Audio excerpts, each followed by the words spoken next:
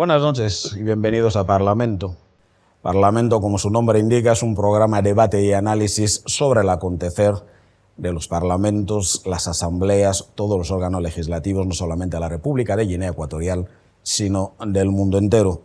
Vamos a pasar a titulares.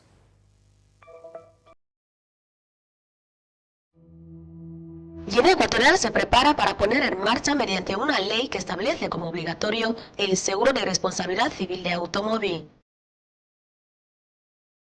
Una vuelta por las calles de Malabo revela que los conocimientos sobre el Parlamento Nacional, la CEMAC y algunas empresas autónomas son algo escasos entre la población. El Instituto Nacional de Estadística de Guinea Ecuatorial, a través de su Dirección General, ha comparecido no hace mucho ante la Cámara Alta del Parlamento ecuatoguineano para presentar sus informes. A todos los países del mundo les preocupa el tema de defensa y seguridad. Tanto es así que el Parlamento Europeo también ya ha mostrado su interés sobre la necesidad de aumentar gastos en el área de defensa.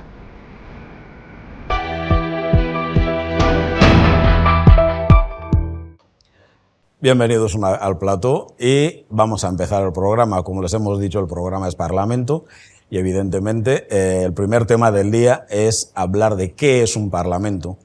Y antes de que demos paso al tema con nuestros analistas, vamos a escuchar un poco qué es lo que dice la gente, qué conoce la gente realmente sobre lo que es un Parlamento. ¿Qué entiende usted por Parlamento?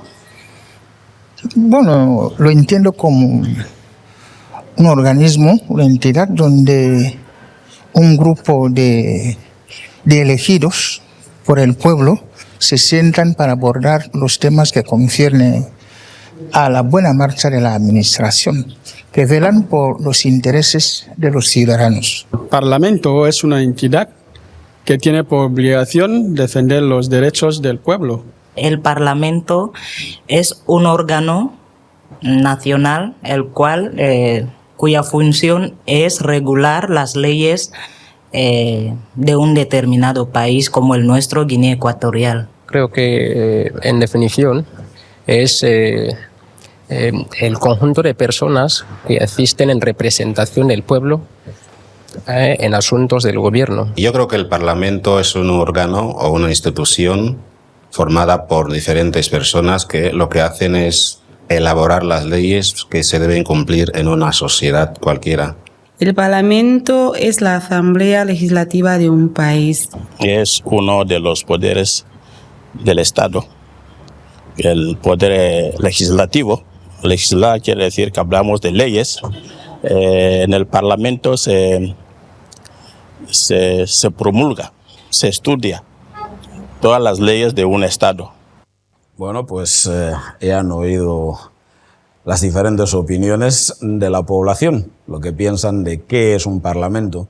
Y para ayudarnos a profundizar un poquito más sobre este tema, tengo un elenco de analistas de muy alto nivel. Aquí a mi derecha tengo a Pamela Anseguro, que es periodista y comunicadora. Pamela, buenas noches. Muy buenas noches, Amorosio. A su lado tengo a Edgar Panadés Huesca, que es letrado. Edgar, bienvenido a Parlamento. Muchas gracias. Y más a la derecha tengo a Malela Iyabengani, que es laborista. Señor Malela, bienvenido, muy buenas noches. Muchas gracias y muy buenas noches. Como habéis oído en el Vox Pop, que se acaba de hacer, más o menos la explicación general que da la gente del Parlamento, uno de los tres poderes del Estado, se legisla, es el que hace leyes. Realmente, vamos a empezar, por ejemplo, con Pamela. ¿Qué es realmente, cuál es la función de un Parlamento? ¿Qué es el Parlamento? Empezamos así directamente, ¿no? Directamente, fuerte, rock and roll. No, porque es que el Parlamento es de estos conceptos habituales que todos sabemos lo que es, todos vivimos lo que es, pero luego a la hora de definirlo es complicado porque no estamos acostumbrados a definirlo. Exacto. Pero yo creo que un poco aunando todas las respuestas que se han dado en la encuesta, en el Vox Pop que se ha hecho, pues básicamente es eso, es una asamblea o sistema de asambleas representativas que tiene un país, que tiene la función sobre todo legislativa, aunque el Parlamento tiene otras funciones que, bueno, ya podemos desarrollar más adelante, y si le das la palabra a los compañeros, ya volveremos sobre... Si se la cedes, yo encantado de dársela. Sí, yo se la cedo, para no acaparar así de pronto, ¿no?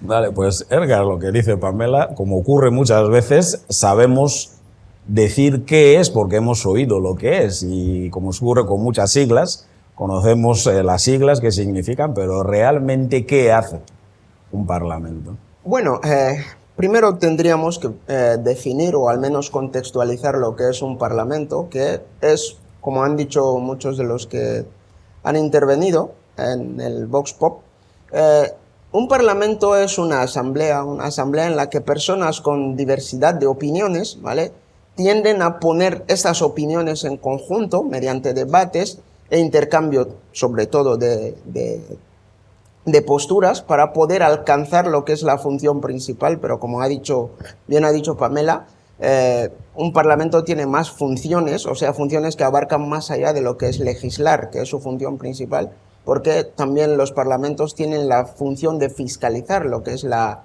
acción del gobierno y desarrollar otras tantas funciones que van más allá de lo que es el espacio estricto de debate. En ese sentido, la población no anda tan desacertada en ese sentido, porque como bien ha indicado usted, todos sabemos lo que es un parlamento, pero a veces cuesta encontrar las palabras para definirlo. Malela, quizás te voy a poner en un brete. Hay un concepto un poco en Guinea Ecuatorial, cuando decimos parlamento, la cabeza va directamente a la Cámara de Diputados. Entonces, en nuestro parlamento tiene 2 cámaras, es bicameral. Entonces, ¿cuál sería un poco explicando un poco a la gente las funciones de cuál es la diferencia entre un parlamento monocameral y uno bicameral?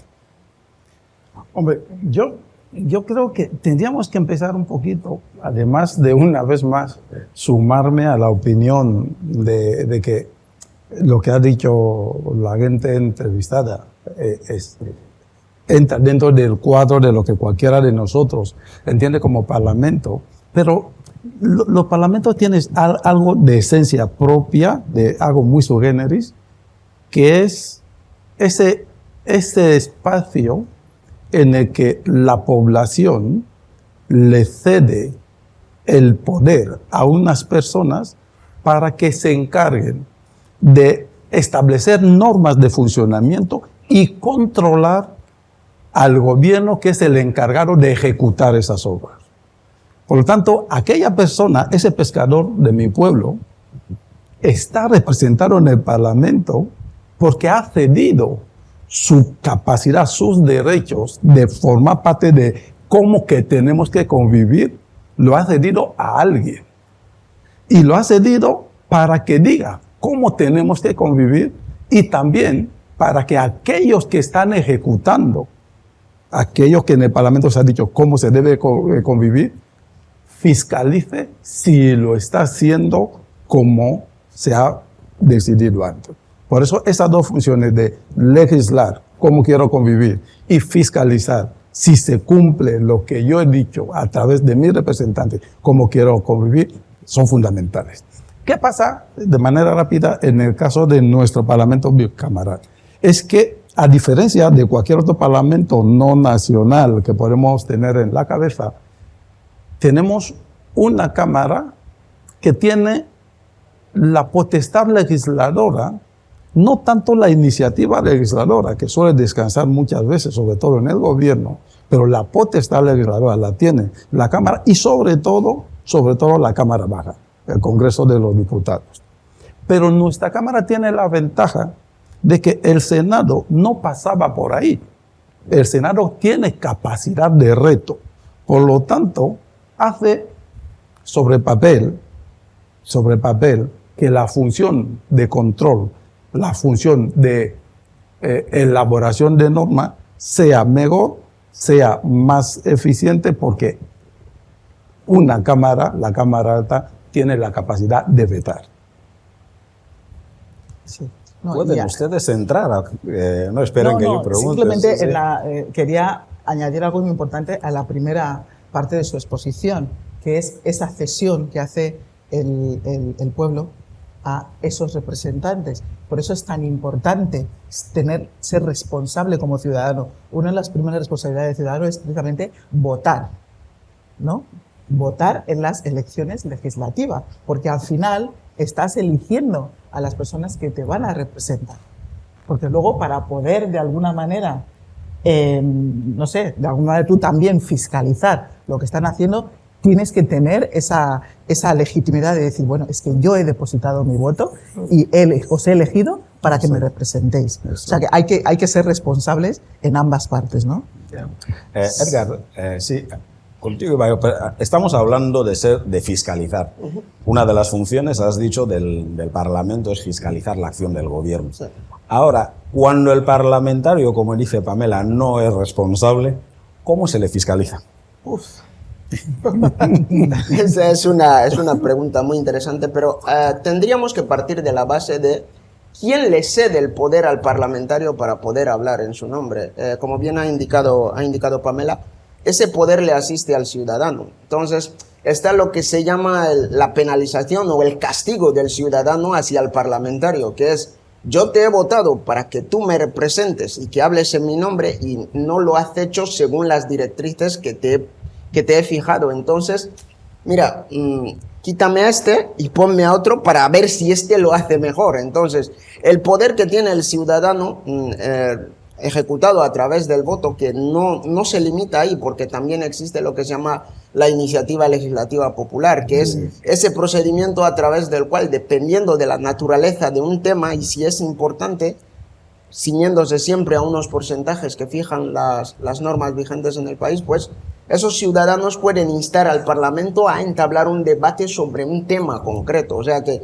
no es que le ceda ese poder y se cruce de brazos a esperar. O sea, le cede el poder, pero todavía lo sigue conservando. Y además de contar con esa penalización, esa forma de castigo, por así decirlo, mediante su voto, pues también cuenta con esta capacidad de poder obligar al Parlamento a debatir sobre cuestiones que considera de importancia o de vital, que considera vital para lo que es el funcionamiento y la buena marcha de la sociedad. Sí, no, pero también hay otra cosa que en ese caso, porque la pregunta ha sido, he querido entender al señor presentador, la pregunta ha sido muy concreta sobre la, pongo comillas, irresponsabilidad de un parlamentario, ¿vale? Bueno, pues en ese caso, el Parlamento como institución también tiene sus mecanismos. O sea que no, hay un castigo político que se produce desde la población cada X tiempo votando, pero también hay mecanismos previos de control que establece la propia Cámara. O sea que la Cámara tampoco está a expensas de decir, bueno, si este se va por aguas revueltas, no hay dónde cogerle. Las cámaras tienen sus reglamentos de funcionamiento y dentro de ese reglamento de funcionamiento existen también estas sanciones. Lo que sí es relevante sobre todo es, como acertadamente decía el compañero antes, es la penalización cuando la hace el pueblo.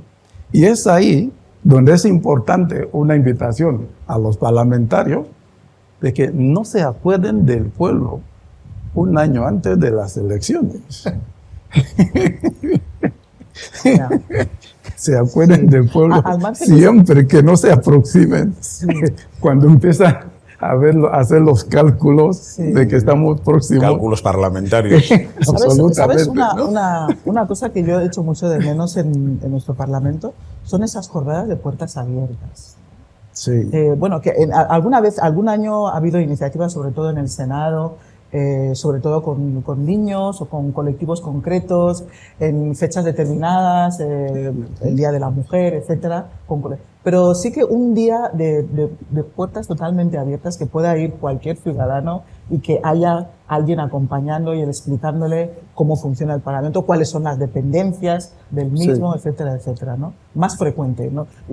insisto, en alguna ocasión se ha hecho, pero yo creo que debería ser más frecuente, para que la gente también sienta ese mayor vínculo, ¿no? Yo creo que estás en una propuesta casi, en una petición casi, que yo me tengo que sumar. O sea, pero que me sumo con un detalle muy concreto. Detalle muy concreto. Nosotros, nuestra Cámara, nace como casi todas las instituciones de nuestra Constitución. El día de la Constitución es un día que podía ser un día absolutamente bueno para una jornada de puestas abiertas, en la celebración de la Constitución. O sea que hay que dar eso, ¿no? Nosotros... Bueno, un poco también sumándome a esta petición, casi ya unánime, pero cabría recalcar también que lo que son los reglamentos internos de ambas cámaras prevén que los plenos sean y son públicos, es decir, que cualquier ciudadano que quiera acudir a un pleno, pues obviamente por ley puede hacerlo.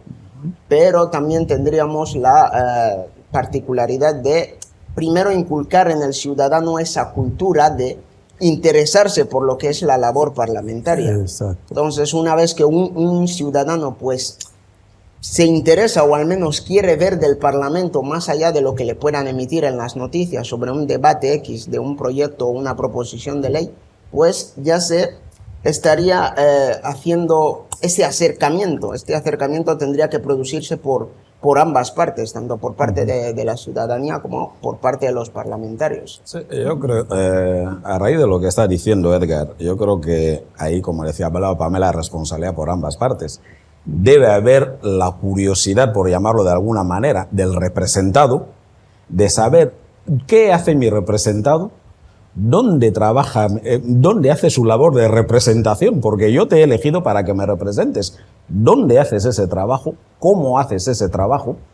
Y después tiene que haber, lo que habéis dicho, esa labor de sensibilización, quizás de acercamiento de las instituciones hacia la población, porque realmente, como hemos dicho en el Vox Pop, sabemos qué es un parlamento, pero no sabemos cuál es la labor. Y de hecho, nosotros hemos elegido a los parlamentarios para que me representen, pero después del voto, yo no sé si existe esa interacción entre el representante y el representado. Yeah.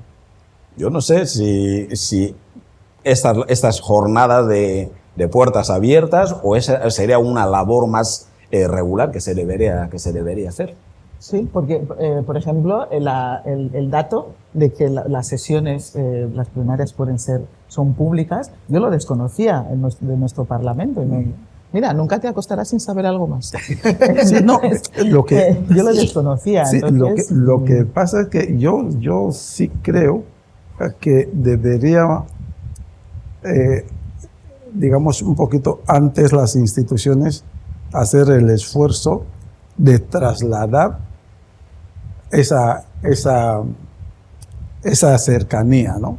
Más que nada, porque es más fácil que las instituciones del Estado creen ciudadanías que personas individuales desde la base creen instituciones del Estado.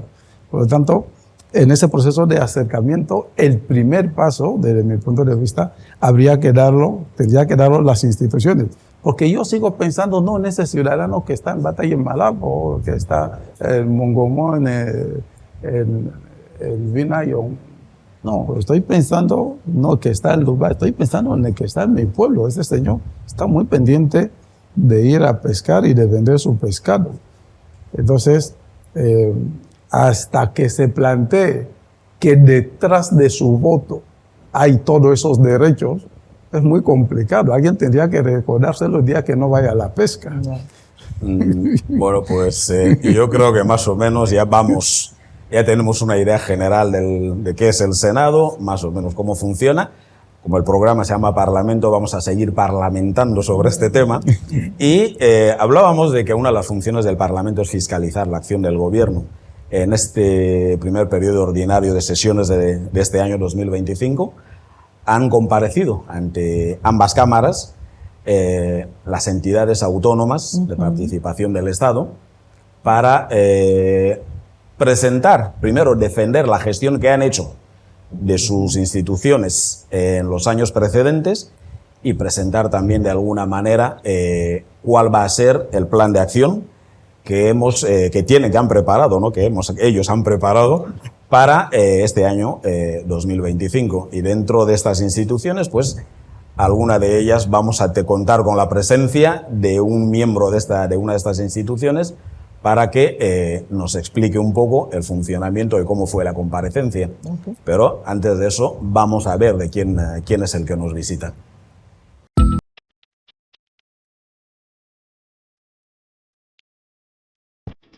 Mi nombre es Ricardo Zue de Mesoro Obono. De profesión economista, tengo una licenciatura en contabilidad y finanzas y luego tengo una maestría en economía. Y llego al Instituto Nacional de Estadística de Guinea Ecuatorial en el mes de julio del año 2015. Antes de llegar a ser director general de INEGE, yo había trabajado como contable, analista en la Tesorería General del Estado. Después de esto me fui al Hospital La Paz, donde trabajé como director financiero en el Hospital La Paz de Malabo. Ya de ahí es cuando, a través de un decreto de la Presidencia de la República, se me nombra director general de INEGE. Antes de mí habían estado otras personas. Estuvo el señor Malela como director general de INEGE, él fue el primer director general. Después de Malela estuvo el señor José Loyana como presidente del Consejo Director y con él estuvo don Cristóbal Dongbisa como director general. Entonces yo le sucedo en el año 2015, como les he dicho.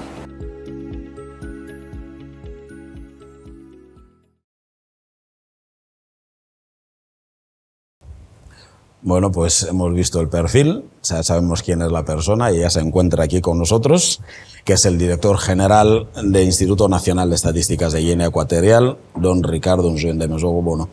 Don Ricardo, señor director general, buenas noches. Buenas noches. Bienvenido al programa Parlamento. Gracias. Antes de entrar en situación, vamos a escuchar un poco el Vox Pop, qué es lo que dice la gente sobre INEGE. INEGE significa Instituto Nacional de Estadísticas de Guinea Ecuatorial. Instituto Nacional de Enseñanza de Guinea Ecuatorial. INEGE sí, creo que es el Instituto Nacional de Estadísticas, ¿no?, de Guinea Ecuatorial. Instituto Nacional, creo que de Guinea Ecuatorial. INEGE es una institución nacional, o sea, su trabajo es, el análisis de la estadística de nuestro país. Instituto Nacional de Estadísticas de Guinea Ecuatorial. Instituto Nacional de Estadísticas de Guinea Ecuatorial. No es que no sepa lo que significa, sino que quiero decir con eso que toda la población no sabe lo que significa. Entonces me gustaría que se hagan programas como para que se enseñe a la gente lo que significa las abreviaciones.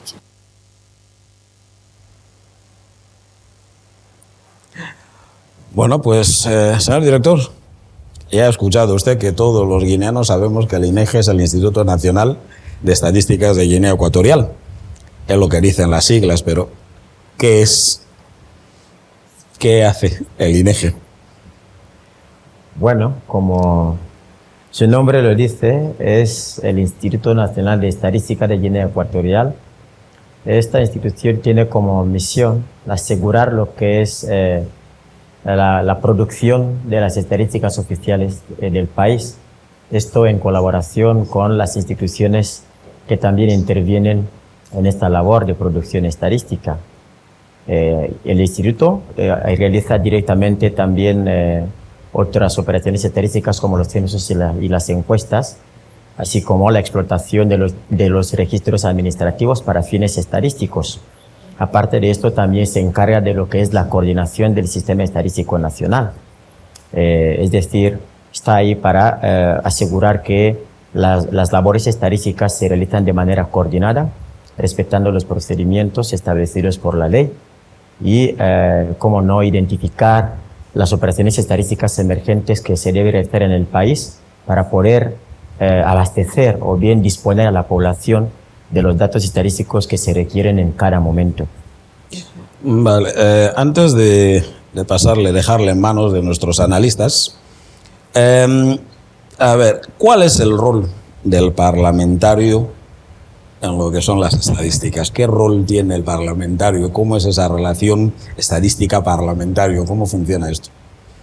Bueno, don Ambrosio, me parece una pregunta muy interesante y casi en la historia, o sea, durante el tiempo que llevo como responsable de esta institución es la primera vez que alguien me hace una pregunta similar.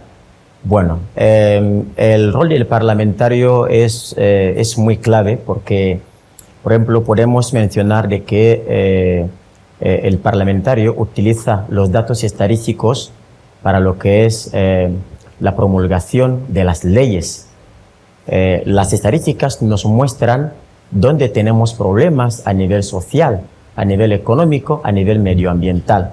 Y cuando el parlamentario está sentado en el Parlamento para dictar las leyes o para aprobar las leyes, necesita conocer la realidad socioeconómica de su país y ambiental a fin de que pueda, con esta información, tomar las mejores decisiones, diseñar las políticas y las normas que pueden regular mejor cada situación a fin de corregir las tendencias que son adversas a la sociedad.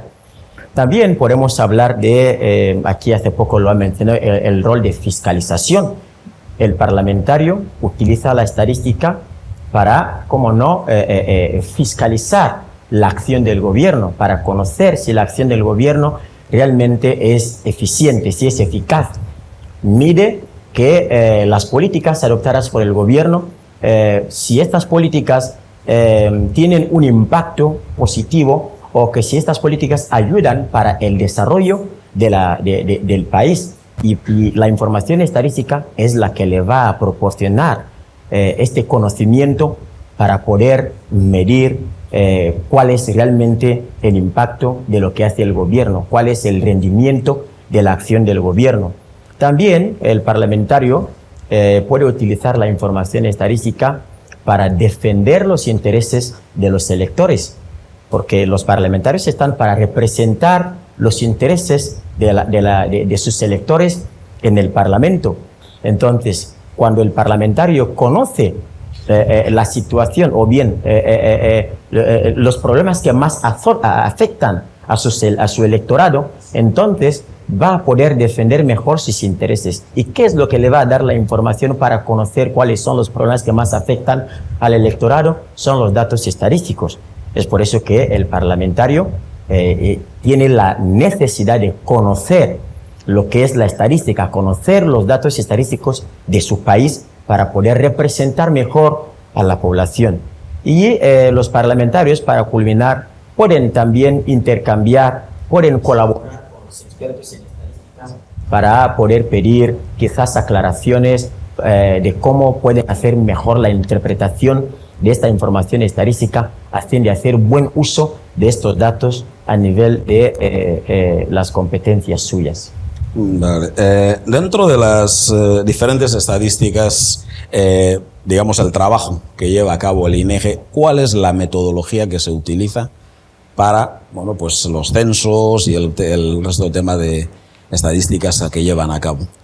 Es muy importante también esta pregunta, don Ambrosio, porque fíjese, muchos cuando ven que el INEGE publica un dato estadístico, algunos piensan, ¿este dato es verdad? ¿Cómo es posible? ¿Y de dónde ellos han sacado esta información?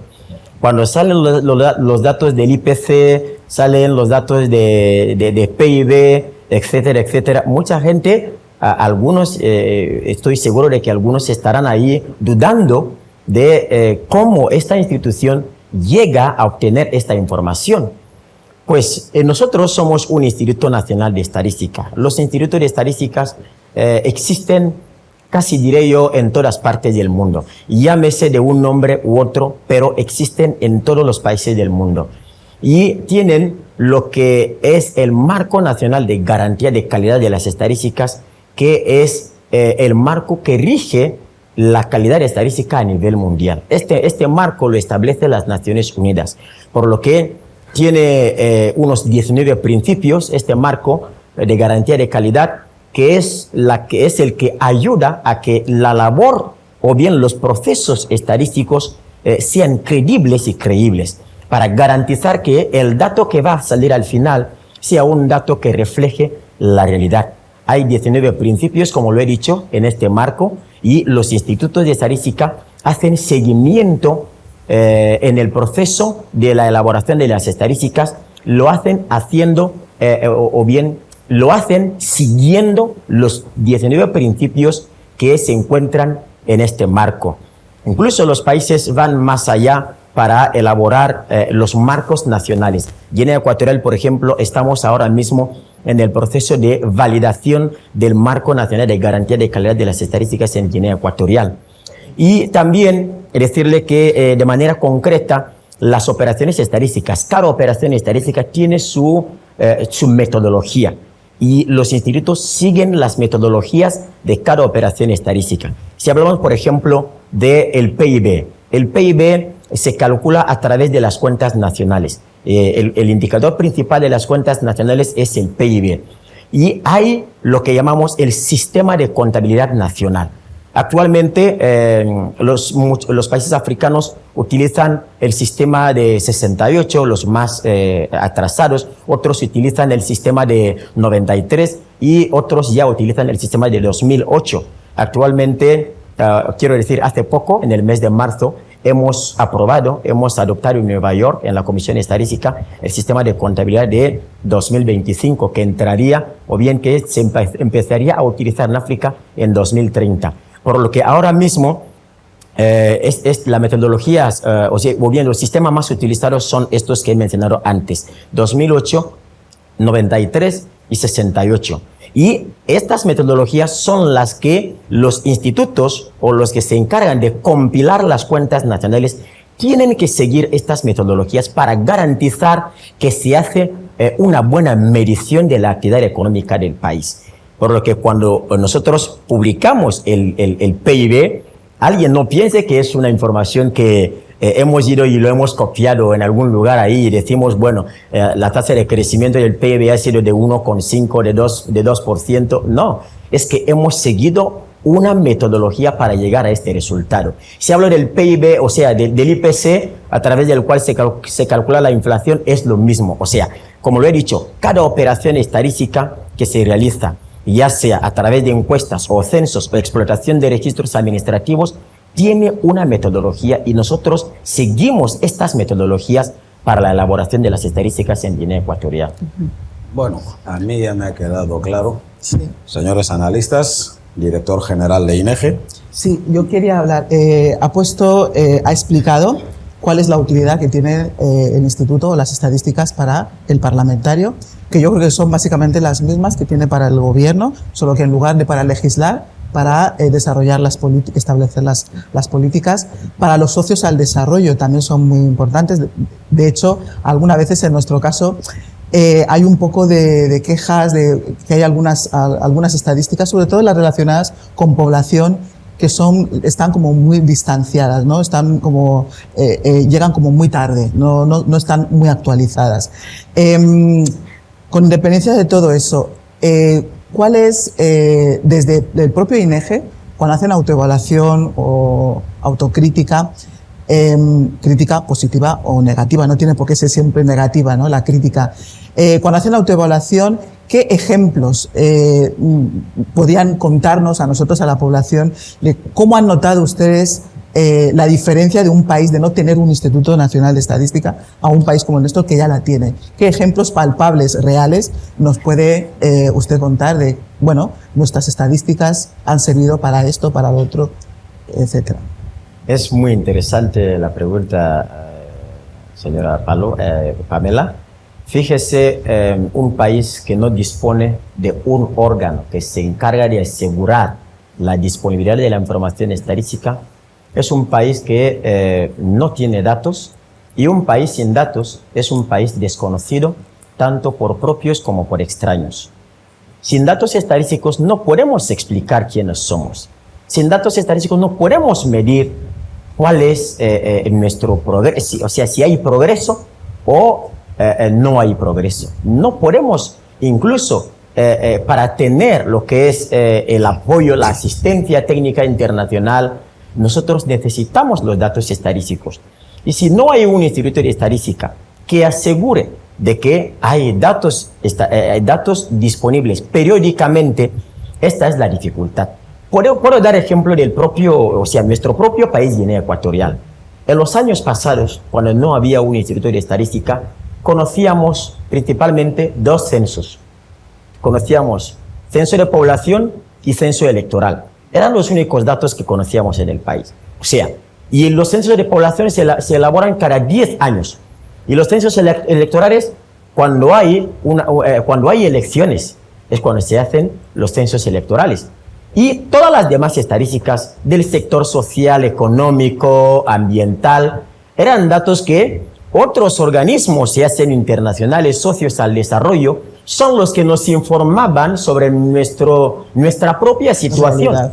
Y siendo que estos organismos, al no vivir aquí, al no tener el expertise necesario para realmente producir datos de calidad, pues hacen estimaciones, toman los países del entorno y hacen la extrapolación y atribuyen un dato para Guinea Ecuatorial, un dato que no está basada sobre ninguna evidencia probada. Entonces, estos países, por ejemplo, yo me acuerdo bien, cuando teníamos que hacer lo que eran las negociaciones con el Fondo Monetario Internacional, no teníamos datos. Si el Banco Central BEAC no nos ayudaba para proporcionarnos alguna información, el gobierno acudía a estas negociaciones sin ningún dato que poder discutir con el fondo. Entonces el Fondo Monetario, el Banco Mundial son los que nos decían, mira, este es vuestro dato, este es vuestro PIB, este es vuestro tal, y no teníamos con qué elementos discutir. ¿Por qué? Porque no había un vacío de estadística. Pero actualmente, cuando el Fondo Monetario Internacional tiene una misión para Guinea Ecuatorial, antes de llegar ya están en contacto con nosotros, nos piden los datos, les proporcionamos los datos. Cuando vienen, primeramente se sientan con nosotros después de la reunión plenaria que suelen hacer para presentar los objetivos de la misión, vienen, se sientan con nosotros y discutimos técnicamente sobre los datos estadísticos. Esto es un gran avance en comparación con lo que fue el pasado. Si doy ejemplo de nuestro propio país, Guinea Ecuatorial, por dar ejemplo de otros países en el entorno, pero que casi todos los países, por ejemplo de la CEMAC, disponen ya de institutos nacionales de estadística, de alguna manera u otra, sea que todavía son débiles o fuertes, pero que ya disponen de estos institutos y están ayudando para que los gobiernos puedan disponer de la información que necesitan para una toma de decisiones y diseño de políticas basadas en evidencias. Okay. Sí, buenas noches, señor director. La verdad es que ha hablado usted de tantas cosas que ya uno se pierde en la marabunta de todos los aspectos que ha ido avanzando, pero me quedo con dos aspectos fundamentales que ha mencionado usted. La primera son las encuestas y los censos, pero en relación a lo que es el electorado del parlamentario. Un poco centrándome en este aspecto, que no es por desdeñar todas las demás, que son bastante importantes, pero un poco centrándome en ese aspecto, quería saber respecto a lo que es la labor del estadista, cómo los datos del Instituto Nacional han influido o han podido influir para que los parlamentarios puedan conocer la salud. Cuando digo salud me refiero al estado de ánimo, es decir, la aceptación que tiene su electorado para con él, por aspectos en los que se haya estado confundiendo o que no ha estado ejerciendo bien respecto a la delegación que se le ha hecho. Ha mencionado usted que los datos son importantes en ese sentido y creo que los datos a veces no solamente deberían servir para ilustrar realidades, sino también para ayudar a otros a encaminarse en una dirección concreta. Entonces, quería saber en ese sentido cómo ha sido la labor del INEGE con respecto a esta situación en concreto. Bueno, si le he entendido bien, es decir, cómo el electorado valora a través de los datos estadísticos que sus representantes en el Parlamento están realmente defendiendo sus intereses. Exactamente. Bien, lo que le puedo decir es que sería la propia población, el electorado, los que estarían mejor posicionados para responder a una cuestión como esta. Pero por eso es importante que la población en general, no solamente el gobierno, el parlamento y los otros poderes, no solamente ellos son los que necesitan conocer los datos estadísticos, la importancia del dato, sino que también la población en general debe poder o bien debe conocer el valor de la estadística, porque esta estadística es la que le va a hacer juzgar a su representante.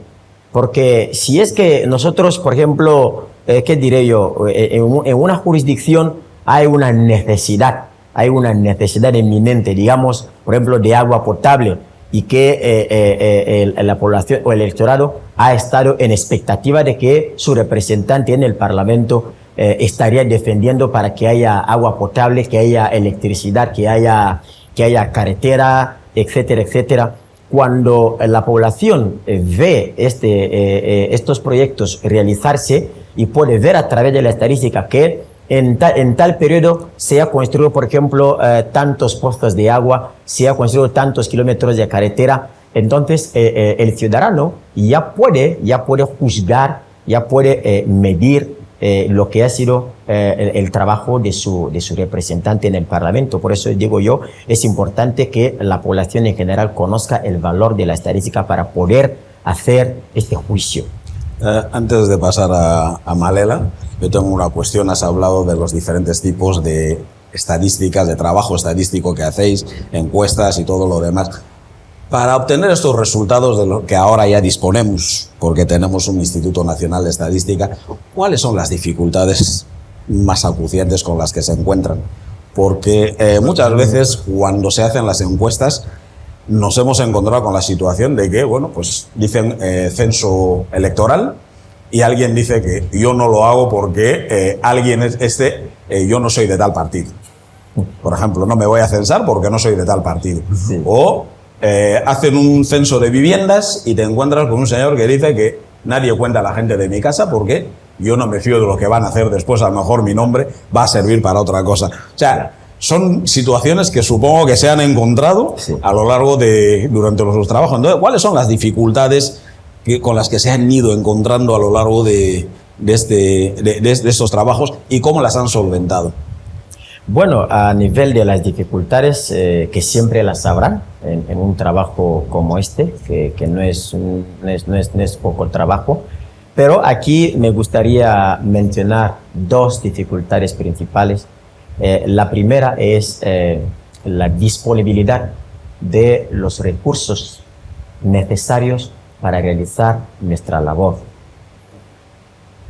Los recursos pueden ser de recursos humanos limitados, así como recursos, digamos, financieros. En cuanto a lo que son los recursos humanos, nosotros hemos trabajado para poder formar a nuestro personal. El instituto empezó el nivel más alto de formación que teníamos cuando empezó el instituto era, digamos, licenciado en estadística. Pero nosotros durante estos años hemos formado a nuestro personal gracias al apoyo del gobierno que financia estas formaciones y hoy en día podemos contar con ingenieros estadísticos, podemos contar con demógrafos, podemos contar con macroeconomistas, digamos científicos de datos, y esto no diré que es suficiente, no es suficiente todavía con la carga laboral que nosotros tenemos. Entonces esta es una gran dificultad, que todavía tenemos recursos humanos limitados. Por eso que hay trabajos que no podemos realizar en el momento que lo queremos hacer. ¿Por qué? Porque el personal está concentrado en una tarea y debemos esperar que terminen con esta tarea y así poder iniciar la otra. Entonces la otra dificultad que he hablado en términos de los recursos son los recursos financieros. Don Ambrosio, la estadística cuesta dinero. Para realizar un censo, esto cuesta millones y millones de francos cefas. Entonces, el gobierno no siempre está en la posición de poder suplir esta necesidad, pese a la alta voluntad política o bien gran voluntad política que existe por parte del gobierno, que lo puedo confirmar porque yo lo veo como el gobierno, a pesar de las dificultades, a pesar de las limitaciones, pero que prioriza lo que es la realización de encuestas como el buen funcionamiento de instituciones como el INEGI. Pero hay, por ejemplo, que si queremos hacer una operación estadística en 2025, debido a que los fondos no nos llegan a tiempo, no podemos hacerlo en 2025, nos vemos obligados a reportarlo en 2026 o en 2027. Y esto nos lleva a la situación que la señora Pamela ha aludido aquí, de que a veces cuando necesitamos un dato no lo tenemos. Es demasiado o llega cuando ya no lo necesitamos. Es un poco tarde, ¿no? No porque el dato no está bien, no es porque no es de calidad, sino simplemente la temporalidad del dato cuenta mucho. Entonces, la dificultad de disponer los fondos a tiempo es una de las dificultades que nos afectan. Fíjese la encuesta de hogares que hace poco hemos publicado los resultados. Esta encuesta comenzamos a planificarla en el año 2016 y venimos a obtener los fondos 3 años después, en el año 2019. Y llegó la COVID-19, no pudimos avanzar con los trabajos hasta que hemos podido publicar los resultados en el 2024. Entonces es una dificultad importante que hay que mencionar. La última que yo quisiera mencionar, espero que no estoy siendo muy extenso, es la dificultad de la baja cultura estadística en el país. La baja cultura estadística conduce a que no haya mucha colaboración por parte de los informantes. Usted lo ha mencionado, nosotros lo acabamos de vivir en el censo de empresas y en la encuesta de hogares.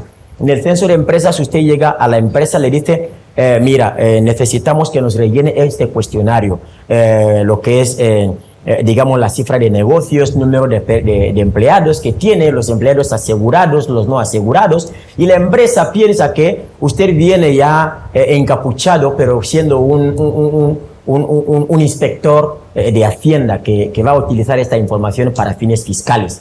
Entonces da trabas o le dejas el cuestionario, usted pasa meses y no quiere responder al cuestionario porque tiene miedo de que usted vaya a utilizar esta información para otros fines. Entonces esta dificultad la hemos encontrado. La hemos visto en la encuesta de hogares, que llegamos a un hogar y la persona, bueno, dice, bueno, a mí no me gusta lo que ustedes hacen, o yo no sé el valor que esto tiene, además no sé dónde van a llevar mis datos, yo no quiero responder a este cuestionario. ¿Y nosotros qué hacemos en este caso? Entonces, son cosas que nos retrasan los trabajos. Señor Valera, yo no sé si debería darle la palabra, porque usted sabe de esto mucho más que nosotros. Pero bueno, adelante. Pero no preguntamos para nosotros, preguntamos para los telespectadores. Sí, hombre, yo por encima de todo me gustaría felicitar al director del Instituto Nacional de Estadística de Guinea Ecuatorial, porque cuando decimos que tenemos un Instituto Nacional de Estadística, de repente se nos escapa que es un instituto que empezó a funcionar como tal el año 2013. Sí. O sea que este niño, a día de hoy, solo tiene 12 años. Yeah. Este niño a día de hoy solo tiene 12 años. Por lo tanto, todos los que han avanzado hasta aquí es para felicitarles y pedir efectivamente más colaboración, porque fíjense, yo he estado pensando, ¿cómo puedo explicar? Si yo tuviera que explicarle a alguien qué son las estadísticas, yo estaba pensando, cuando les estaba escuchando, estaba pensando, posiblemente la explicación que yo daría, el esfuerzo, es que la gente piense que las estadísticas son como un dron, que desde arriba te hace una fotografía y el dron te hace una fotografía fija. Sí. Pero las estadísticas no. Las estadísticas desde arriba te hacen una fotografía fija, pero de la información que tiene, te puede explicar con esos datos de dónde vienes y te ayuda a planificar a dónde quieres ir. Yeah. Por lo tanto, es importantísimo invertir en estadísticas, porque si no se invierte en estadísticas, la planificación sería sobre piernas de barro. Ya. Si no se tiene información fehaciente, lo más real posible, la planificación no puede en ninguno de los momentos atender a las necesidades reales de la población, porque sería distorsionada. Por eso es fundamental. Dicho esto, señor director, para que no parezca que estoy haciendo tongos, le voy a hacer una pregunta. Claro, ha dicho usted que encuentran algunas de las dificultades en la falta de cultura estadística en la población. Pero claro, la intensidad del trabajo, a pesar de pocos años, la intensidad del trabajo obliga también a ir fijando, estableciendo remedios para salir, para ir superando estos escollos. Este problema, ¿cómo enfocan la superación de esta falta de cultura de estadísticas? Muchas gracias. Bien, es una pregunta de igual modo interesante. Gracias, don Malali. Fíjese, nosotros para tratar de incrementar la cultura estadística en el país, porque somos conscientes de que si la población conoce la importancia de las estadísticas, podrá colaborar mejor para que el trabajo no sea fácil. Por eso nosotros invertimos en lo que es la sensibilización. Llevamos actividades de sensibilización. Por ejemplo, mi comparecencia aquí ahora es una sensibilización. Y también nosotros, cada vez que tenemos unos datos a publicar, nosotros hacemos notas de prensa y nos comparecemos en los medios. Hay artículos de prensa. Cuando nosotros hacemos todo esto, no es porque estamos haciendo propaganda del instituto o haciendo propaganda de nosotros mismos. Lo hacemos porque sabemos que de esta manera hacemos constar a la población que esto es importante. Y de esta manera podemos conseguir que esta población llegue a colaborar mejor con nosotros en la labor de producción estadística. Pues actualmente estamos desarrollando una estrategia de sensibilización estadística. La que teníamos terminó hace un año atrás. Ahora mismo estamos desarrollando otra estrategia donde hemos recogido varias actividades de sensibilización que vamos a llevar y vamos a utilizar diferentes medios para difundir, para hacer conocer a la población la importancia de la estadística. Ustedes hace poco habrán visto que he estado en una gira en todos los distritos del ámbito nacional, donde he estado presentando a las autoridades periféricas, a la población en general, los datos de la segunda encuesta nacional de hogares. Es una actividad de sensibilización estadística para que esta gente también conozcan que esta información existe y pueden hacer uso de estos datos para sus respectivas decisiones y que también ellos conozcan qué es el INEGE, que conozcan qué trabajo que nosotros hacemos. Y cuando ven a un experto o a un agente censal o encuestador en el marco de un trabajo estadístico, que no se extrañen o que no le echen a patadas, que sepan de que esta persona viene para colectar la información que luego va a servir para que el gobierno pueda diseñar políticas basadas en evidencias que van a redundar en lo que es la mejora de las condiciones de vida de la población. Señor director, podríamos estar hablando aquí toda la noche porque es un tema muy interesante. Don Ricardo, ha sido un placer y seguramente volveremos a llamarle aquí en el programa. Muchísimas gracias. Muchísimas gracias a usted, don Ambrosio, y el placer ha sido mío. Bueno, pues... Pero se nos ha escapado, digo, para la próxima vez, no. Los telespectadores no nos van a perdonar que tengamos al director general de INEGE, que es además economista, y no hablemos del IPC y la inflación. Pero para la próxima vez. Es la introducción. C'est l'entrée, como diría un francés. Bueno, pues esta ha sido la comparecencia del director general de Estadística. Nos quedan otros temas. Por ejemplo, tenemos, si no me equivoco, el tema del seguro obligatorio automovilístico, creo que se llama. Y vamos a hacer como de costumbre, queremos pasar la palabra primero al pueblo para que nos expliquen exactamente cómo, qué es lo que entienden por el tema, por el seguro obligatorio de vehículos. ¿Ha oído hablar del seguro obligatorio de vehículo? Bueno, anteriormente se estaba hablando, pero parece que se había vuelto a suspender, pero se está volviendo a hablar ahora mismo, pero como no soy entendido en la materia, no puedo responder nada al respecto. Yo no tengo suficiente información, solamente estoy escuchando que están hablando del seguro obligatorio de los coches. Te habla de seguro. Poca gente sabe la importancia del seguro. No se debe traer porque se hace en Occidente. Se debe primero adiestrar a la población, decirle realmente los valores que aporta el seguro. Tenemos que conocer las empresas aseguradoras si están disponibles al 100%, o sea, en plan de si pueden cubrir los gastos de los coches, las personas, o sea, que nos den más informaciones. O sea, no han puesto todo claro. Yo tengo mi documentación en regla, todo está en vigor, el documento está bien, pero el seguro sí que todavía no lo he hecho porque aún no sé cómo funciona esto. Todavía no, como ahora no tengo vehículo, no tengo esa información. Pues muchas gracias. Muchísimas gracias, señora. Pues ahí estaba la opinión de la población sobre qué es lo que entienden, no qué es lo que entienden ellos por el seguro obligatorio de vehículos, el automóvil.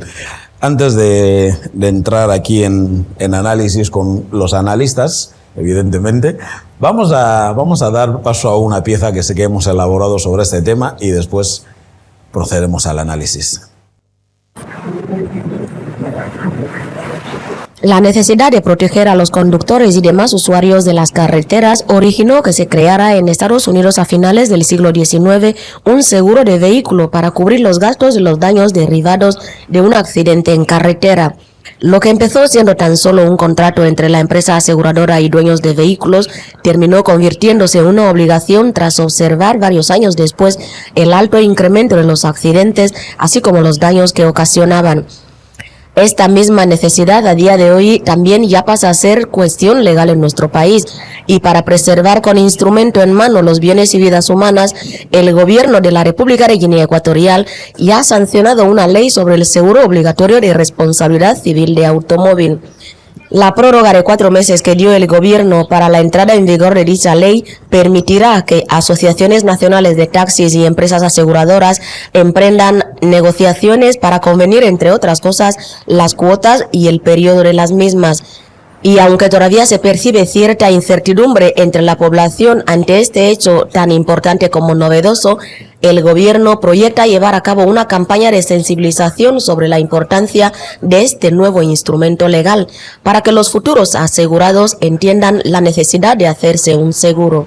Y muchos se preguntan, ¿para el 1 de julio las partes habrán conseguido acercar posturas? Y otros, ¿la población está lista para este reto tan novedoso? Esa es la pregunta. Sí, a ver, las inquietudes que plantea el final de este reportaje tienen un sentido, pero es que a mí, yo tengo que decirlo, me enerva. O sea, antes en el vídeo anterior, en el Vox Post, cuando decimos, no, es que no porque se haga en Occidente, señores, vamos a dejar de obsesionarnos. El mundo no es solamente una cuestión de Occidente y el resto del mundo. Nuestras carreteras están trazadas exactamente igual que las de China, las de Estados Unidos y las de Francia. Están trazadas así. Los coches son iguales. O sea, si a ti te atropella un coche te mata. No te mata en guineano, te mata. O sea, no, te mata. Igual que moriría una persona en cualquier otro lugar del mundo. Entonces, cuando simplificamos las cosas en no porque se haga, no, vamos a dejarnos de esto ya. Tenemos que regular porque nosotros tenemos coches, porque tenemos carreteras, porque sufrimos accidentes, porque hace falta una responsabilidad civil, penal o lo que hace. Bueno, los seguros es la civil. Por eso hace falta, no por cuestiones simplistas de que se accidente. Sí. Hasta ahí voy a ir por ahora. Es que... a ver, yo les pregunto, lo que dice Pamela es cierto, cuando tienes un vehículo, lo normal es asegurarlo. Bueno, estoy totalmente de acuerdo con el concepto, pero escuchando también el Vox Pop, lo que más me ha quedado es que la gente todavía no tiene muy claro, ya no el concepto del vehículo, sino cómo va a funcionar el seguro del vehículo. Porque, como bien dices, en España, en Estados Unidos o en China, hay aseguradoras, hay un seguro de vehículos. O en Nigeria o en Sudáfrica. Nigeria, en cualquier parte del mundo, hasta ahí de acuerdo, pero las aseguradoras, aquí en Guinea, tenemos aseguradoras que puedan realmente cumplir con el papel que se espera que cumplan. Esa es, yo creo que, no creo que la población esté tanto en contra, o lo que es lo que yo percibo, están en contra de lo que es el seguro, sino que no entienden todavía, primero, qué es el mismo seguro, porque no tenemos esa cultura aquí, estamos acostumbrados a arreglar, como se dice en fan, vía a vía entre nosotros, y después, si la aseguradora primero está capacitada para asegurarte el vehículo, y si va a cumplir con sus obligaciones. Entonces, esa es un poco la pelota que tiro botando, y el que quiera quiera empezar a jugar, siéntanse libres. Sí, bueno, lo primero es centrarse en lo que es la cultura de lo que es el seguro en sí.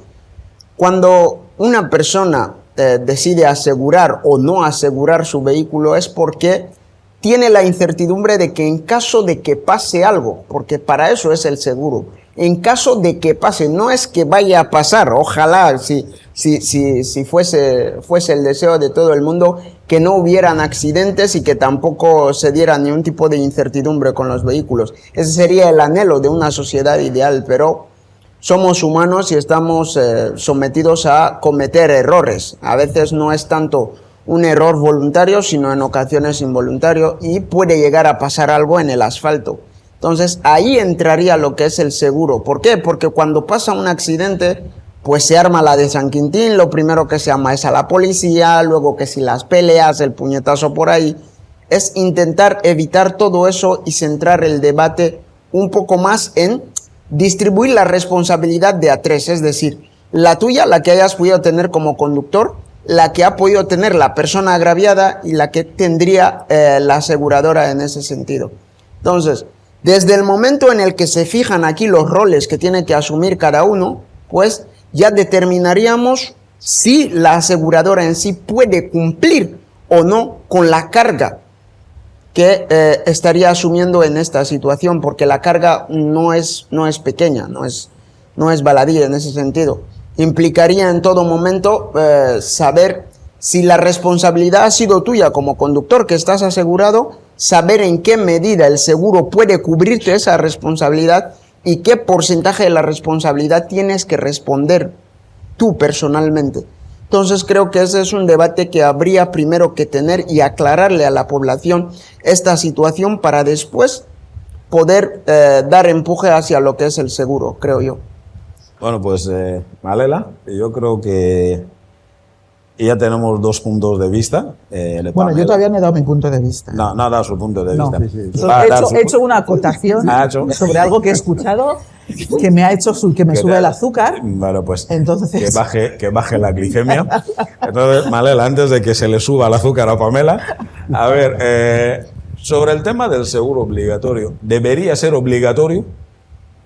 No, yo lo que creo que la población en general, en todas las partes del mundo, no la población guineana, es una población muy dada a exigir. Ese es el perfil de las poblaciones, muy dadas a exigir y muy resistente a ofrecer, a ceder. Por lo tanto, si esperamos que algún día, de aquí a 10 años, se va a hacer una encuesta a través de INEGI que diga que la población guineana está a favor del seguro obligatorio de vehículos, me parece a mí que algunos no van a crecer más canas y no lo vamos a ver. Por lo tanto, sí entiendo que el seguro tiene que ser obligatorio. ¿Por qué? Porque llevamos a los niños al colegio porque entendemos que deben ir al colegio, no se lo preguntamos y no le hacemos mal. Y aquellas personas que hemos dicho antes que están en el Parlamento, estos representantes, que hemos dicho que están para que regulen cómo podemos convivir con menor índice de conflicto, han decidido, y entiendo que acertadamente, que debemos tener un seguro obligatorio de vehículos. Y no solo porque se puedan producir accidentes en términos de errores humanos, sino también en términos de puedes pasar y coincide con un huracán y te cae un árbol encima del coche. Ojalá se libre la persona, pero el coche puede necesitar. Y en ese momento coincide que no tienes dinero, pero tienes que ir a trabajar. Entonces, el seguro te puede resolver. Entonces, para mí, incluso la cuestión no es tanto si las aseguradoras, en términos de entidades jurídicas con las que se compromete el conductor, pueden o no asumir eso. Para mí es la parte menos, digamos, menos conflictiva, porque el capital aflora fácilmente. Para mí tenemos talleres suficientes como para que asuman esa labor, porque no va a estar pagando un seguro con estándares de un seguro, no pactando con el Monami.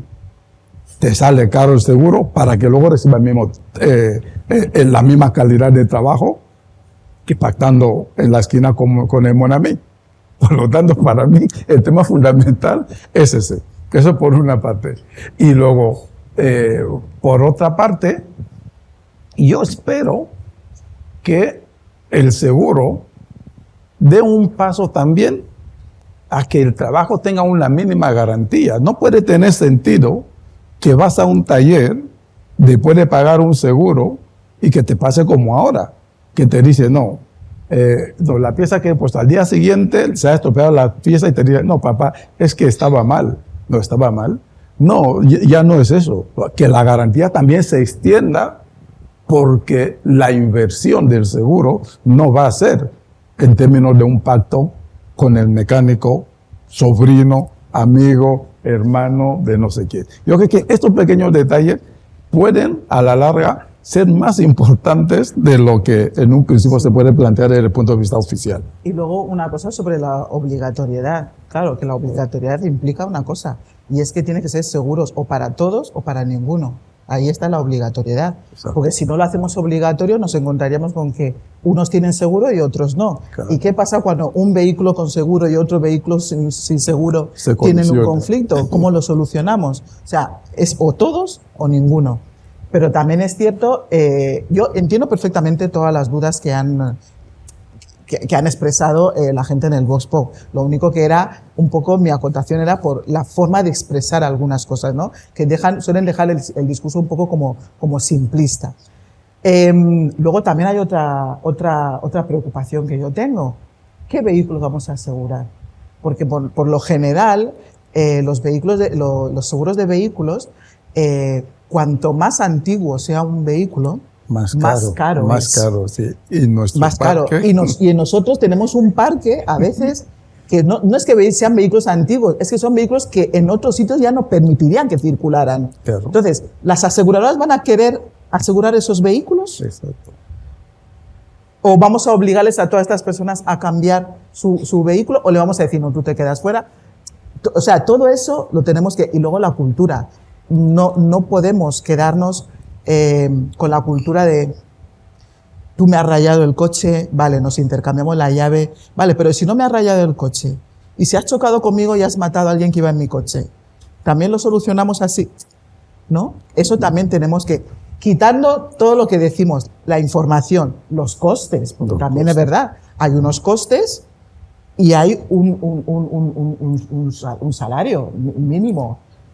Vamos, a eso tenemos que ajustarlo, porque a lo mejor no todo el mundo puede permitirse determinados... el precio que van a determinar. Efectivamente, o sea, yo creo que en general, coincidiendo en todo eso, que es muy necesario. No podemos seguir funcionando y además en un país, lo siento mucho, que se conduce fatal. Afortunadamente, parece que estamos un poco ordenados porque no tenemos ni una mínima parte de la circulación que tienen otros países africanos, que tienen muchísima mayor circulación y parece que nosotros ahí, pero conducimos mal. ¿Esto qué va a hacer? Que al final no vamos a tener más remedio que aprendernos el código de circulación, ir a las autoescuelas, si no queremos estar apoquinando constantemente con el seguro o palmando, ¿no?, con nuestro seguro. Y eso, o sea, estamos todos de acuerdo en que efectivamente el seguro es necesario, hay que regularlo. O sea, las personas que lo han puesto en otros países no lo han hecho en vano, no lo han hecho por capricho. O sea, se ha hecho. Ahora bien, coincidiendo todos en que es muy necesario, todavía nos quedan estas dudas, esos flecos de costes, tipo de vehículos, talleres, aseguradoras potentes, todas estas cosas hay que explicarlas, hay que debatirlas. Hombre, es evidente que en un escenario que pudiéramos divulgar ideal, habría sido muy necesario empezar barriendo la vida del parque móvil desde los más antiguos, en el escenario ideal, ¿no? Eso sería lo suyo, porque efectivamente lo que está diciendo. Y es más, no quiero establecer diferencias entre unos vehículos y otros, pero fíjese, tenemos el sector de taxis en la horquilla de los coches más antiguos y está llevando no su vida y la de sus personas, que también vale muchísimo, de aquellas personas que lo utilizan para llegar a... Es su herramienta de trabajo a la que uno confía en que le va a hacer llegar a su punto de destino. O sea, y resulta que y encima que más obligado está a tener seguro. Y es el que en peores condiciones está para ser asegurado. Y si fuera asegurado, el que en el escenario normal, en el que algunos tenemos en la cabeza, sería el de la horquilla más alta de precio. Y la pregunta es, ¿cómo quien a nivel de ingresos está en la horquilla baja va a pagar el seguro en la horquilla más alta? Pues a no ser que nuestro sistema de seguros, que eso es lo que hay que explicar, se haya establecido de otra manera. Complicado, porque al final... complicado. Sí, porque al final...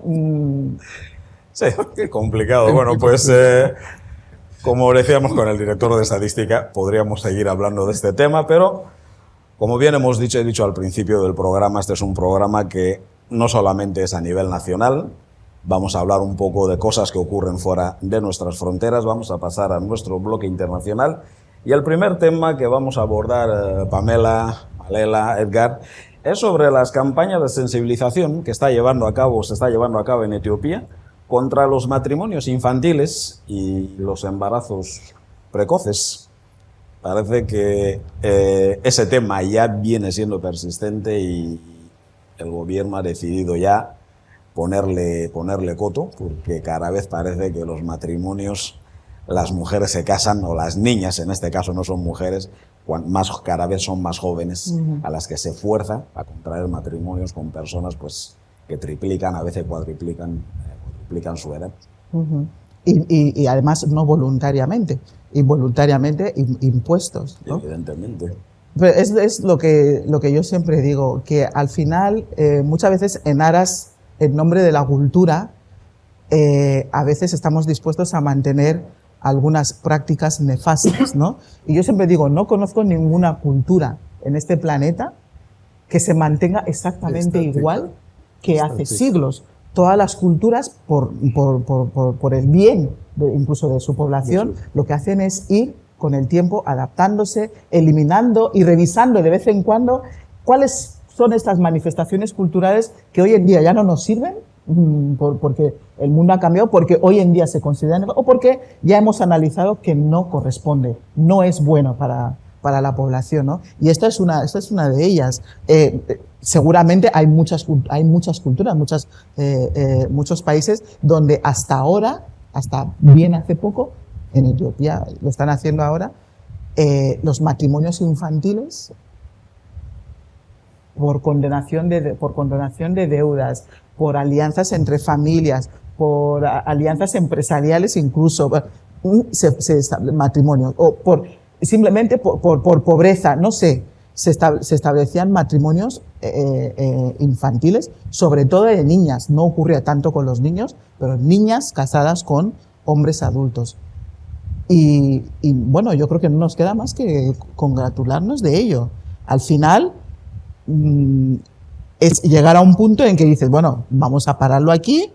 Seguramente, como ocurrirá con tantas manifestaciones de este tipo, tendrán en contra a parte de la población, pero es lo que hemos dicho antes, como ha dicho el señor Malela, a los niños los llevamos al colegio y no les preguntamos si les gusta, si no les gusta, si está bien o no está bien. Simplemente nosotros como adultos sabemos que tienen que ir al colegio porque es bueno para ellos y les llevamos. Entonces, pasará lo mismo. Hay que hacerlo, sobre todo porque imagino que Etiopía también será un país que habrá ratificado convenciones internacionales y tal, que les obligan a eliminar estas prácticas nefastas. Lo que me llama la atención es que están tratando estos temas como dos asuntos separados, o sea, los matrimonios infantiles y los embarazos precoces. Si tú te casas con una niña de 11 años y la dejas embarazada, eso es un embarazo precoz. Sí, pero porque hay también embarazos precoces que no son fruto de un matrimonio. No, yo lo sé, pero es que forma parte ya, una vez que tú casas a una niña con un señor, ese embarazo que va a salir de ahí es precoz. Entonces lo que hay que hacer es, digamos, están entrelazados, sí, pero evidentemente yo creo que, como dice Pamela, Malela, yo creo que es un paso adelante el hecho de que se reconozca que existe ese problema y que el Parlamento de Etiopía haya decidido ya reaccionar en ese tema. Sí, un poco yendo en la misma línea, es importante sobre todo no desvirtuar el debate entre una cuestión y otra. Y hay una frase que venimos usando mucho, que ha hecho mucho daño en nombre de lo que es la cultura, la famosa frase de así lo venimos haciendo.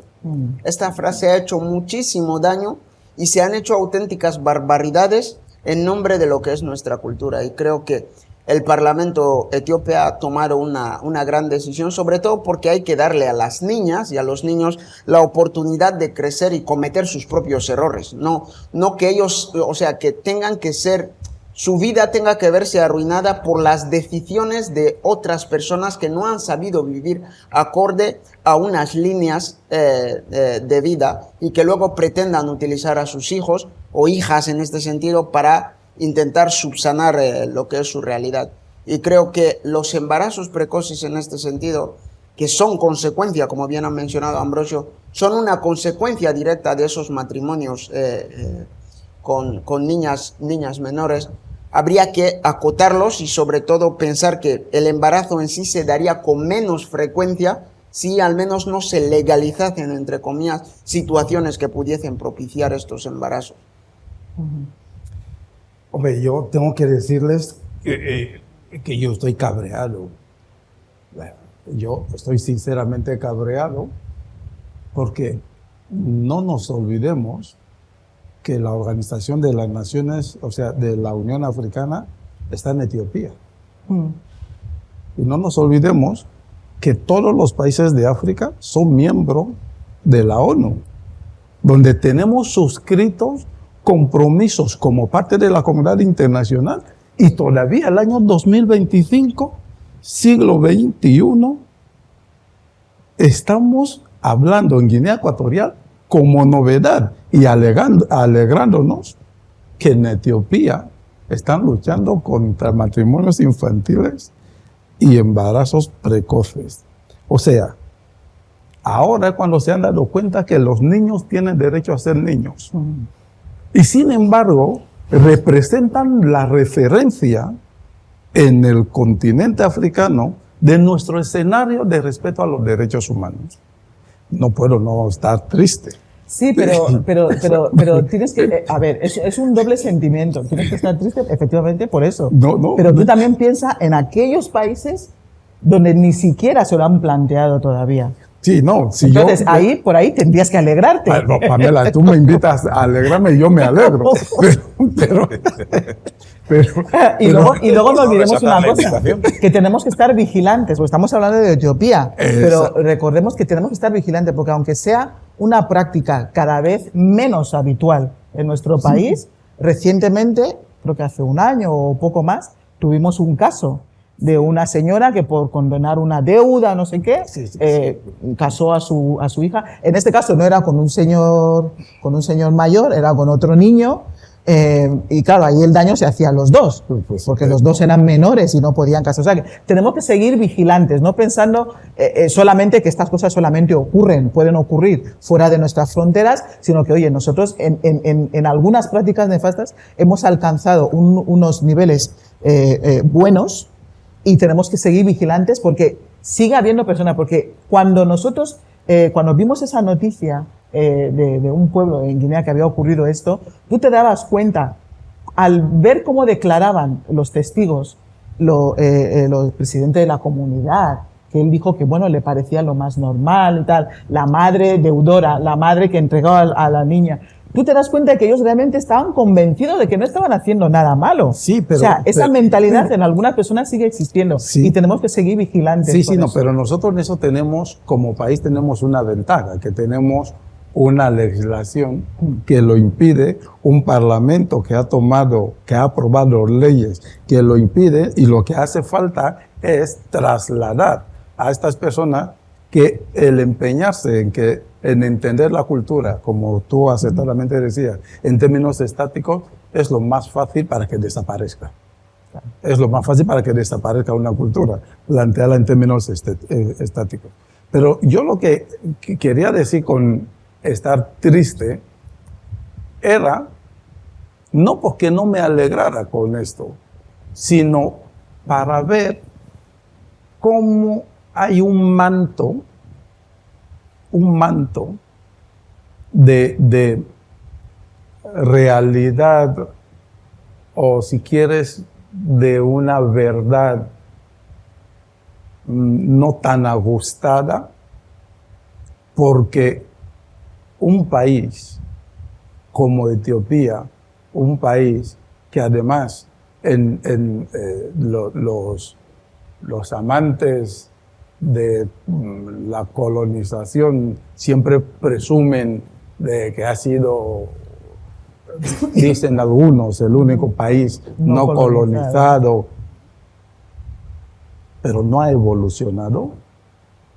Y se han puesto todas las instituciones de respeto de los derechos humanos ahí y no lo han vivido. Entonces, claro, a mí yo cuando lo leí me pareció tremendamente triste, porque me vais a perdonar mi ignorancia, es que yo no sabía que eso todavía fuera un problema en Etiopía en términos de plantearse desde el Parlamento, no desde vamos a mentalizar a la gente porque no cumple la norma, sino porque los poderes públicos todavía no lo tenían asimilado. Ya. Vale. Eso con respecto a los matrimonios precoces. Pero en cuanto a los embarazos precoces... Bueno, vamos a dejar a las niñas.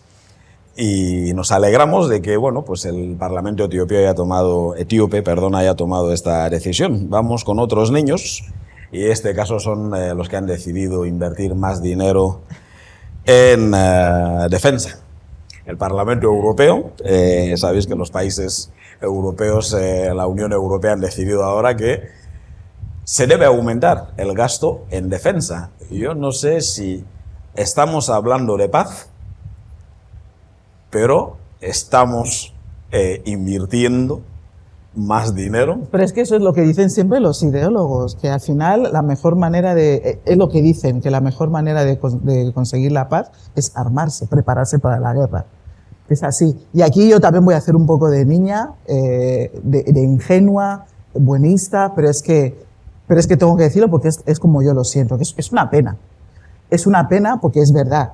Quien dice que la mejor manera de prepararse para la paz, de mantener la paz es prepararse para la guerra, tiene razón, porque el mundo funciona así. Pero es triste porque no deberían. No debería ser así. Que nos estemos planteando el aumentar el gasto en defensa en algunos países europeos y tal, es una pena. Porque al final, yo siempre digo, todo lo que gastemos en defensa, en prepararnos para la guerra, es dinero o recursos que estamos restando a otras cosas que son también muy, muy necesarias. Pero, oye, es lo que les toca. Y yo entiendo que es lo que les toca. ¿Por qué? Porque ha habido una realidad, entiendo, geopolítica durante mucho tiempo, en la que con la OTAN y con Estados Unidos, algunos países, sobre todo aquellos que no tienen geopolíticamente amenazas naturales, ¿no? Pues se han podido relajar y, bueno, simplemente con su aportación a la OTAN y tal, pero ahora con la situación que plantea POTUS, o sea, el presidente de los Estados Unidos de América, la situación que plantea que ya no puedes fiarte de si es tu aliado o no lo es, o pues no les queda más remedio que intentar espabilar en ese sentido. Edgar, es un poco, digamos, irónico que la Unión Europea, a los países como el nuestro, países de tercer mundo, países, digamos, menos potentes, se les obliga de alguna manera a desarmarse, o al menos no invertir tanto en armamento, que inviertan en educación, en sanidad y en lo demás, pero que ellos estén aumentando su gasto en defensa. Es un poco, no hagas lo que yo hago, sino lo que yo digo. Hombre, es irónico en el sentido de que intentas centrar el debate en decirle al otro, mira, tú intenta vivir como que esto es jauja y que todo va bien, esto es el Parque de las Estrellas, estamos aquí todos bien, pero oye, el colega con el que suelo estrecharme de manos, que como en la misma mesa, por si acaso voy afilando el puñal aquí, no vaya a ser que quiera apuñalarme con la otra mano. Es todo muy contradictorio en ese sentido y se hace triste al mismo tiempo el debate porque ya no sabes ni en qué estás, en el sentido de decir, mira, estoy en plan que creamos una sociedad en la que todos somos amigos, todos salimos cogiditos de la mano y vamos al parque juntos, o estamos aquí en plan con una mano detrás y con la otra saludándonos, porque eso es lo que plantea el debate geopolítico actual. Es el debate que están teniendo muchos países de Europa que sobre todo dicen, mira, anteriormente lo de la guerra no era importante porque, como bien ha mencionado Pamela, no tenían a países potencialmente conflictivos, entre comillas, cerca que pudiese invitarles a estar constantemente afilando el machete.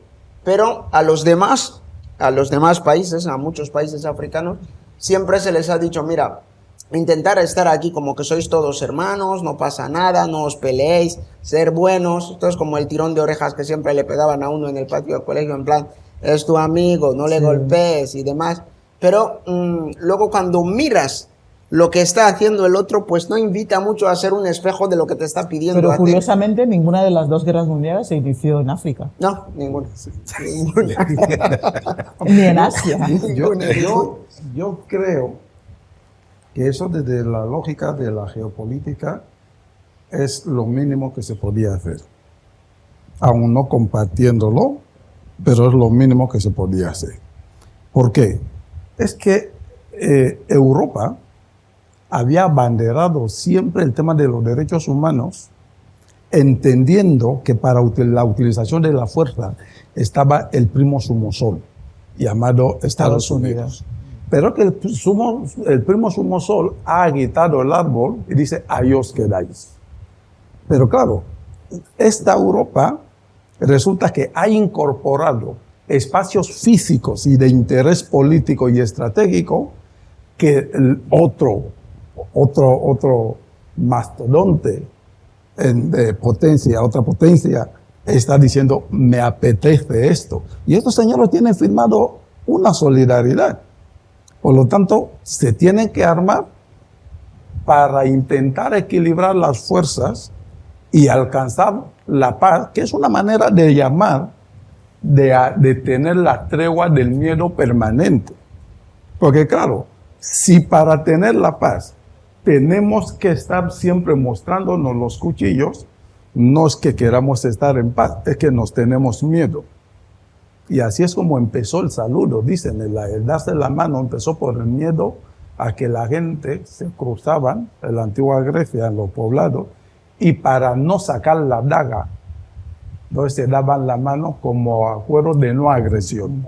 Entonces, ¿qué es lo que pasa en el caso de África? Que dicen, no, los africanos que se desarmen. Hombre, si todos nosotros, si yo fuera europeo, también procuraría que no se armaran los africanos, no porque quisiera engañar a los africanos ni nada parecido, simplemente porque si Rusia ya me impone el armarme en términos de 800.000 millones, si además África está en la misma condición, está armando, se va a tener que invertir en lugar de 800.000 millones, 16.000.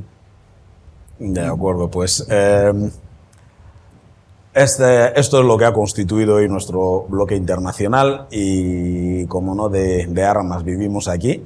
También tenemos un bloque cultural. Tenemos un bloque cultural en el que iremos presentando artistas, gente del mundo de la cultura de diferente índole. Y hoy, bueno, pues vamos a presentar a nuestro primer artista.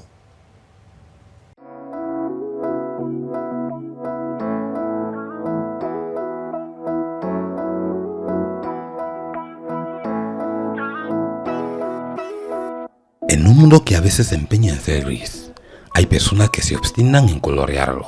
Enrique Gorijones, o simplemente Quique, como lo llaman quienes han tenido la suerte de cruzarse con una de sus sonrisas, es una de esas personas.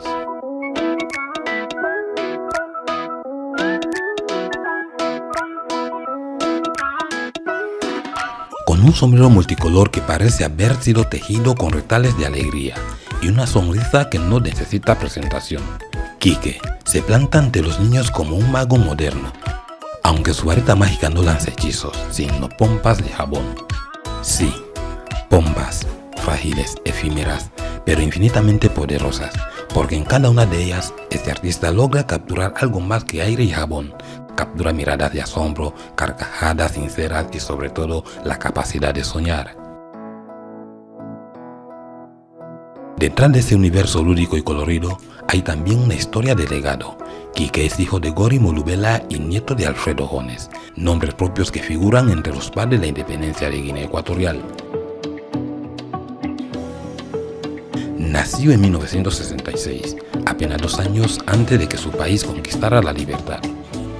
Y aunque nació en España, donde vivió más de 40 años, siempre supo que debía volver, y así lo hizo en 2011, en un gesto íntimo y profundo de reencuentro con la tierra que lo vio nacer. Pero Quique no es solo eso, también es música, porque la pasión de hacerla, mezclarla, compartirla, es DJ, fotógrafo, videógrafo, un enamorado de la imagen en todas sus formas. Para él, la belleza también está en el encuadre preciso, en la luz adecuada, en el instante exacto. Y si el arte lo mueve, la naturaleza lo define.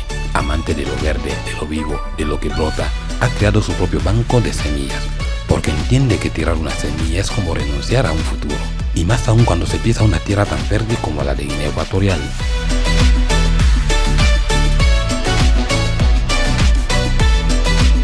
Desde 2022 coordina las actividades de la cooperativa de EG Big Day, un proyecto que, como él, busca acercar el arte a todos los rincones, como si las pompas también pudieran colarse por las regidas del alma.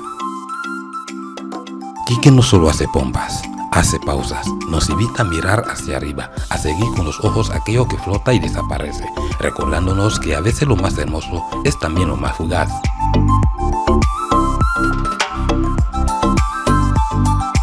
Porque hacer feliz a un niño, dice, ya es suficiente razón para salir cada día a la calle con un cubo de agua, un poco de jabón y un corazón lleno de ilusiones.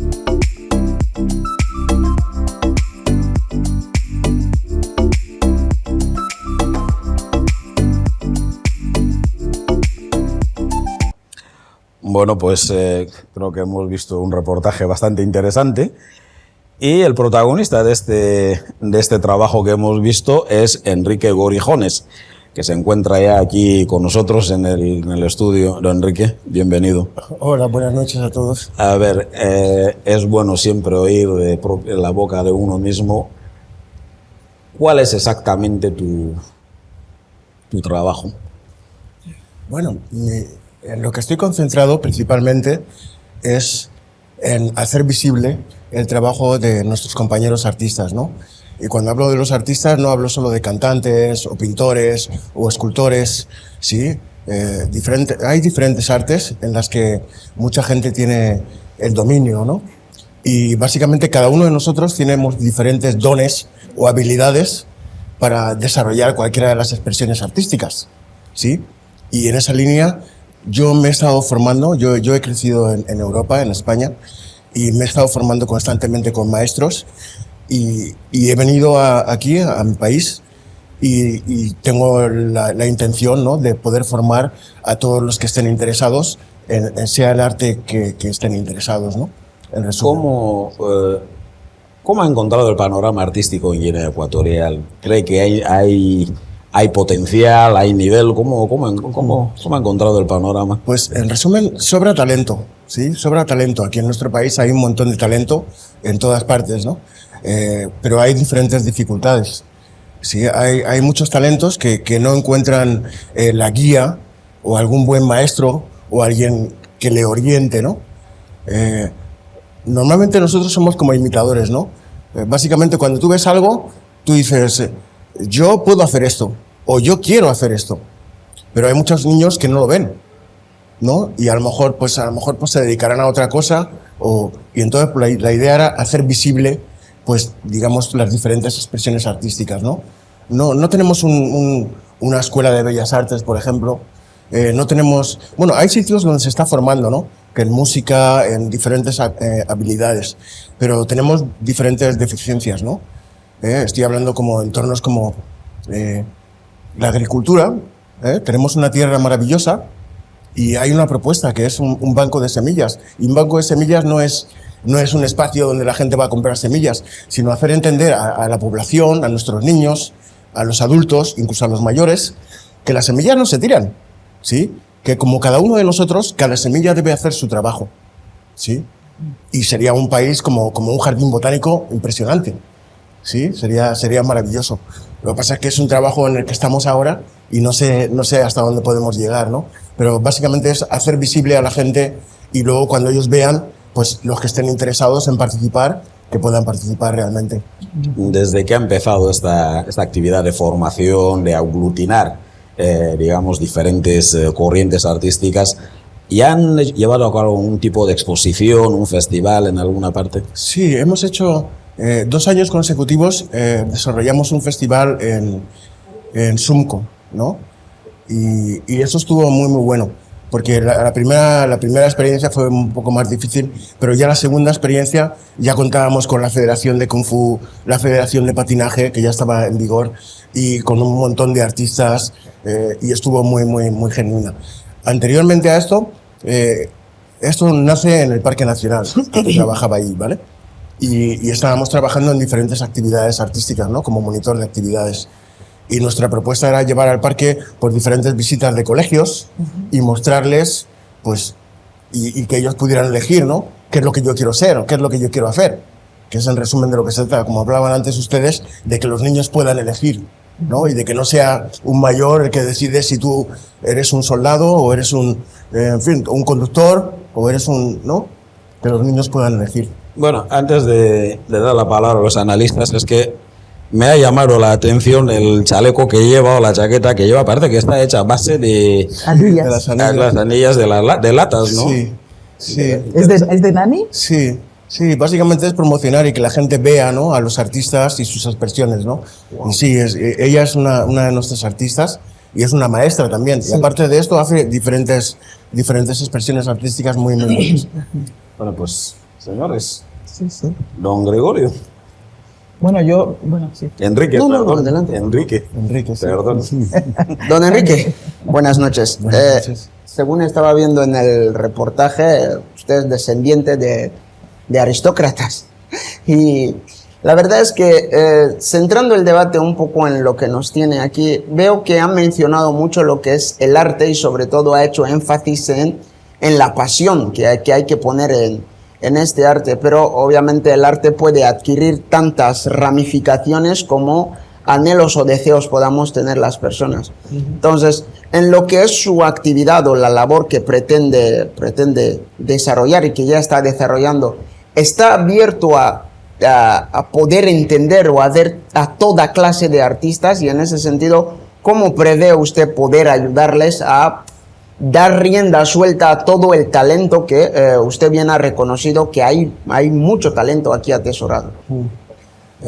Bueno, pues es una bonita pregunta. Resulta que ahora tenemos elementos de comunicación, ¿sí? Porque ya todos tenemos una edad y hemos visto cómo se ha desarrollado la tecnología y la comunicación, ¿no? Pero en esa línea nosotros debemos mejorar, ¿no? Y hablo de todos, ¿no? La comunicación sigue siendo un poco antigua, digamos, la expresión, no quiero ofender a nadie, ¿no? Tenemos teléfonos inteligentes y parece que ellos son los inteligentes y que nosotros simplemente los propietarios, ¿no? Y en esa línea la cuestión es, yo, por ejemplo, tenemos grupos en las redes sociales, compartimos imágenes, compartimos testimonios, ¿no?, de actividades que hemos hecho y lo que veo es que hay muchos artistas que se empeñan en seguir trabajando solos. ¿Sí? Se empeñan en seguir trabajando solos, no sé por qué razón, pero sí que es complicado que compartan, que participen y bueno, y sobre todo eso, que podamos crear talleres de formación en los espacios culturales y que podamos enseñar a los futuros artistas. Sí, eso es. ¿Y cuánto tiempo llevas más o menos en Guinea? Llevo desde 2011. Ah, ok, ya llevas 2011, tiempo. Sí, vale, con mi acento parece que llegué la semana pasada. En relación con lo que acabas de decir de a los artistas que se empeñan en trabajar solos y lo bueno que sería uniros, asociaros, etc.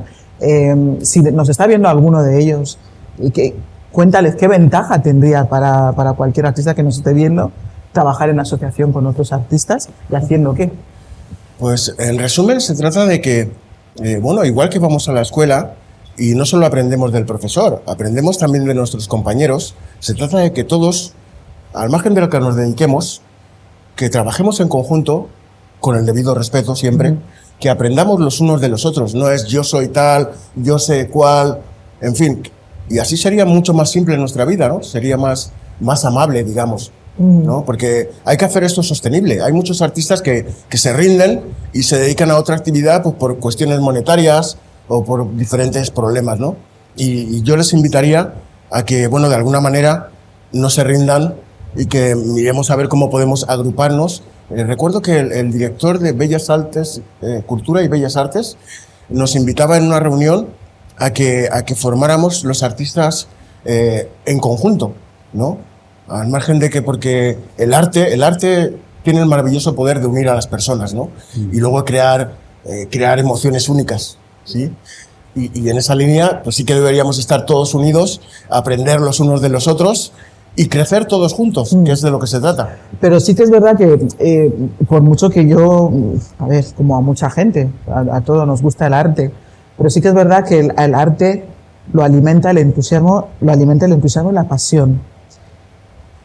Y para que haya entusiasmo y pasión, las personas tienen unas necesidades básicas, vivir.